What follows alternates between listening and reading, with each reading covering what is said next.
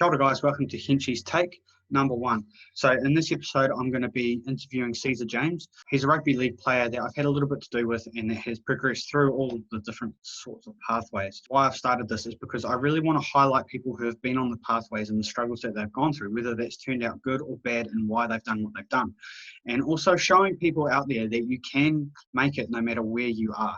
So before I talk for too long, let's get into it. For those of you who are watching and don't know who this is, do you just want to go over who you are and where you're from? I'm Ceiza James, originally from Rotorua and also from Taranaki, but I grew up with my Rotorua side. Ever since I was a little kid, I just always had a rugby ball in my hand. More so playing union, just playing passes, kicking the ball, didn't really watch TV, and just like walking to the shops with my cousins, mates, just passing the ball. And then got to the stage where I could actually play for my local club, Waikato, growing up all the way through, which is rugby. And then one of my mates asked if I wanted to go play for a club called Central, and then I went there, played there for a couple of years, played rugby for Waikato on a Saturday and Central on a Sunday. Got to an age where I couldn't play for Waikato anymore, so I had to move to Waikato League. We made a league team, and that was quite hard because all the other teams were stacked, but we weren't as stacked as everyone else, but we just still kept going, kept playing that. Went to Boys High, Rotorua Boys, and played rugby there. Was allowed to play rugby and league, which was I was pretty lucky considering all the other boys wanted to play, but they weren't allowed to. I played for Pickel my last year under 17s. And then, first 15 was just my thing from year 11. Made my debut in year 11, played year 11, played year 12, played year 13. And then, I'm here now playing for the Wests Tigers under 20s. Awesome, bro. So, what kind of family do you have over in Rotorua and over there where you're at the moment? My family back home and everyone's just supportive. Like not just my immediate family, but just like everyone around me always supported me growing up. Whether it was fundraising for tours to Australia or something, everyone would always put in, which I'm pretty thankful for. And over here, I've got heaps of family. So my brother lives here, my granddad lives here, my mum's brother lives here, and my 2 cousins live here, and my best mate lives here. So, yeah. Oh, wicked, bro. Sounds And like you got main support. Yeah, and also my dad's sister lives here, and my dad's my cousins on my dad's side live here. Yeah, so I got family everywhere. Used to live here when I was young, actually. Moved there when I was 2, and then had to go back to New Zealand because of family reasons, and then just didn't come back. That's awesome, bro. So, like, when you were a kid, kind of before high school, was there any other sports that you played, or was it just primarily focused around rugby? Always loved touch. Whatever was with the rugby ball really was my forte. Yeah, rugby ball. Wasn't really good at volleyball, basketball, any of that, cricket. Nah, wasn't me. No, fair enough, bro. When you decided to go to Rotorua Boys High, what options did you have? Was that kind of the only option for you, or what was your decision making behind that? Growing up, Western Heights was real close to my home, but I went to Rotorua Intermediate, so that I just pretty much just flowed straight into Rotorua Boys. If I'd have went to another intermediate called Cotswold, then I most likely would have went to Western Heights. But yeah. Oh, yeah. So that was just kind of the pathway that you went that you were going through, kind of the intermediate to high school with all the same people and that. Yeah, more of a sporting kind of way I wanted to go. Yeah, heaps of my mates were going that way too. So yeah. When did you kind of start to get into league? Like, because you said you played before high school, you were primarily rugby union, but when did you kind of start to play league and start to progress through the grades to Bay of Plenty and Waikato Bay and eventually to Kiwis? When I would have started playing seriously, it would have been about under 13s. That's when I really started actually feeling good about myself in the game. Because union, I was just straight union. I thought everyone just wanted to be All Black, everyone does back in New Zealand. And I just wanted something different. So I just tried league, and then just found the love for it. Just kept making teams for it. What were some of the differences between rugby league and rugby union that kind of drew you towards both of them? What could you contribute and do in a game that kind of made you still have a love for rugby union, but then still want to go and play rugby league? Growing up, like when I was deciding, I was playing first five, and I just loved to organise. Like I just loved to organise a game, and that's what brought me out in league being a halfback. Like I was organising by myself, and then when it come to league, I'd still organise, but I'd have someone else helping me to organise, so it was a bit easier. Yeah. Yeah, like I just like taking control, pretty much. Yeah. That's good, bro. When you were, obviously you're playing first 15 and then you started to progress through the age groups through rugby league. When did it kind of start to click in your head that you might want to actually give this a shot and start trying to progress to kind of the Chiefs and the NRL junior teams? Like ever since I started making teams, that's when I felt the need. I needed to just carry on. Like I didn't want to stop there. Yeah. Yeah, you didn't want. So you kind of, once you started to make those teams, you kind of realised that you didn't want that to be the height of where you went. You wanted to still progress further. Keep going. Yeah. Yeah, bro. No, that's awesome, man. What are some of the favourite teams that you've played for? Because I know, like, for those that are watching that don't know, Ceizas probably played for every rep team you can, except for the New Zealand Secondary Schools Rugby Union.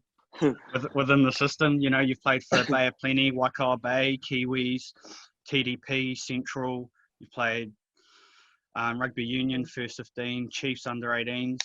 Like, there's not many. Taranaki, there's not many. Played for Taranaki. Yeah, you played for Taranaki. Yeah, played Taranaki Whānui, New Zealand Māoris. Like, there's not actually many pathways where you haven't made an impact in. So, what are kind of some of your more favourite experiences that when you think back on? Technically, I didn't really play Kiwi, so if I'd have got an on, then yeah, it would have been my favourite. But Tigers, wearing a Tigers jersey.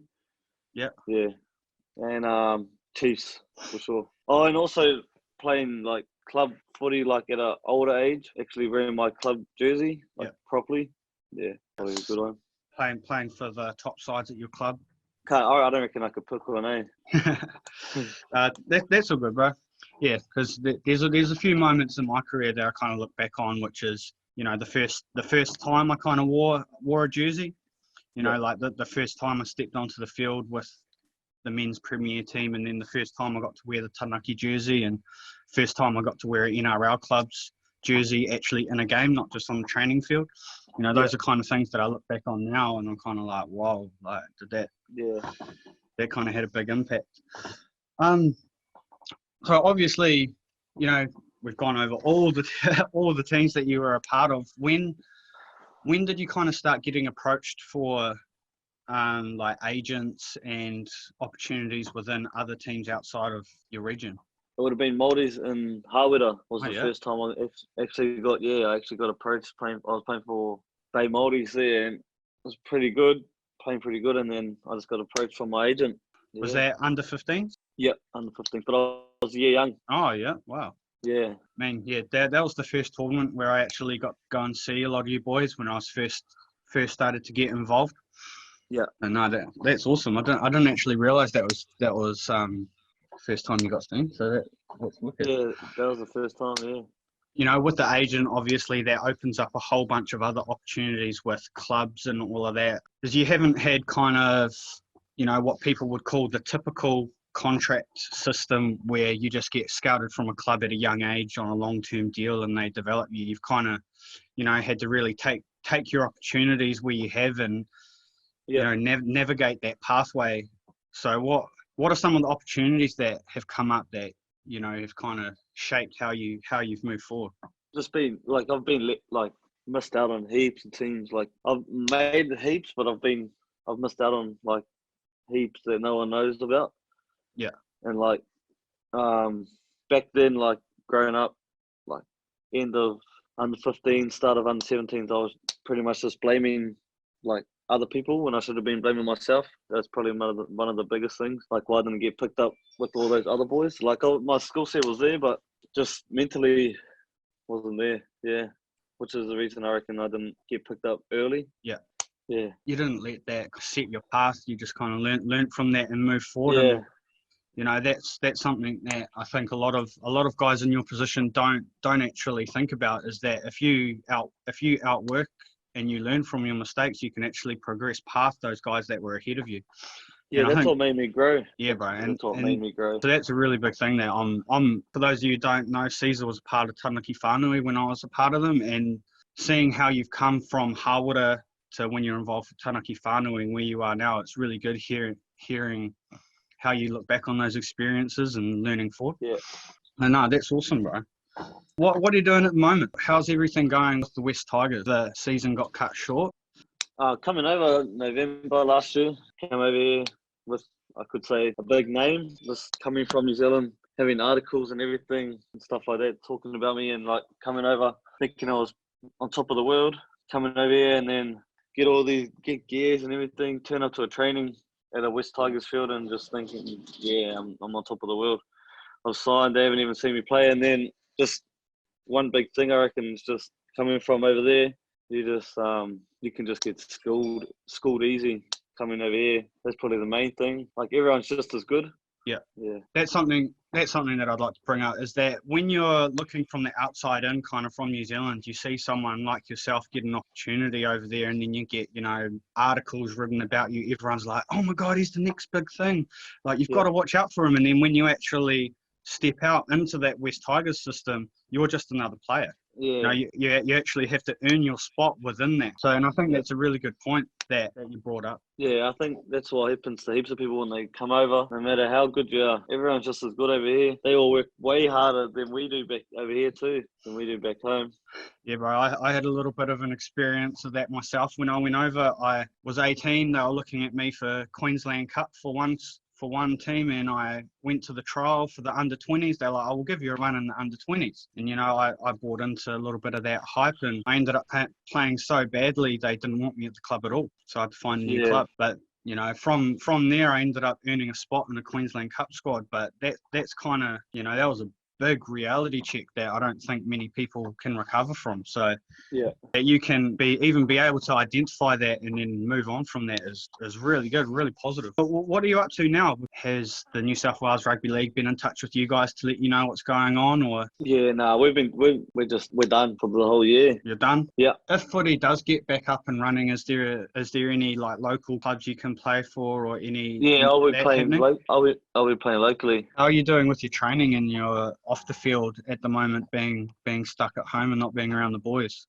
It's not easy, but it's not hard because I got my cousins that train with me anyway. So yeah, I'm still keeping fit.